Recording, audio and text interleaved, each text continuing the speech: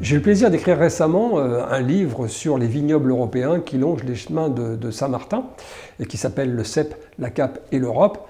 Et un livre donc qui emprunte les chemins de 29 vignobles, 29 stations qui vont du nord de l'Espagne, de l'Aragonne, du côté de Saragosse, et qui remontent jusqu'au vignoble de Slovaquie en passant par les Pyrénées, le Bordelais, le Cognacé, la vallée de la Loire par son embouchure, et puis après en partant dans l'est de l'Europe. Alors, qu'est-ce qui m'a passionné dans ce voyage? Eh bien, ce sont les valeurs universelles que porte Saint-Martin, et ce sont justement les mêmes valeurs que porte le vin, parce que le vin, c'est avant tout du partage.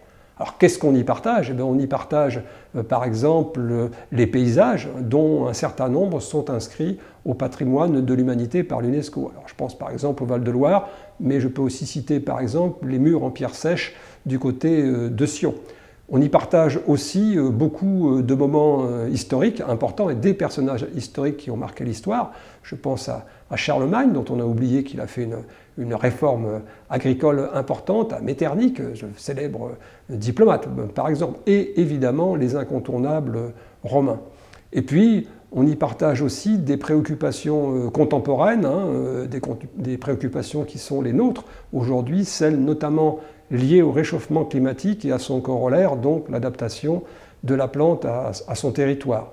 Alors on réfléchit et on insiste dans tous les pays que j'ai pu traverser, les 11 pays, 10 plus la France, à cette persistance et à cette remise au goût du jour de cépages qu'on va qualifier d'autochtones. Alors je pense par exemple au Terran croate, au Saint-Laurent du côté du Luxembourg ou encore de l'Autriche. Et à chaque fois, on m'a assuré qu'on avait envie d'échanger entre tous les vignobles européens pour comparer, pour mettre en perspective les recherches que l'on peut faire. Tout ce travail-là, toutes les personnes que j'ai pu rencontrer sont des personnes ouvertes sur le monde et qui ne sont pas du tout refermées sur elles-mêmes, contrairement à ce qu'on pourrait parfois croire, bien entendu. Et ça aussi, ça répond en écho à tous les voyages qu'a pu faire Saint-Martin.